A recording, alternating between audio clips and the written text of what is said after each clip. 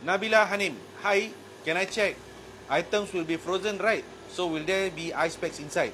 So guys, yes, the items will be frozen and it is delivered by our logistics team. And we utilize 5 refrigerated trucks to deliver island-wide. So guys, by utilizing refrigerated trucks, we do not require to put the items in styrofoam box with ice packs, okay guys? Because we are already using freezer trucks. So the way we pack it, normally it will either come in a plastic bag with the items inside, but majority of the times will come in a carton box, okay guys? Where our team members will pack it nicely for you.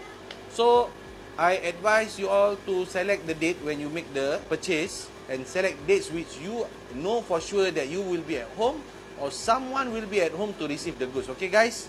So that is the best way. If not, our team member will give you guys a call to inquire if anyone is at home when they are making the delivery. Then you can pass over a message to them by saying, okay, never mind, just leave it outside, I'm on my way home. Or maybe you can pass it to my neighbor and they will help keep it for me. Okay guys? So we look forward to serving you authentic Malay food made traditionally through our website at www.pondokabang.com. Thank you.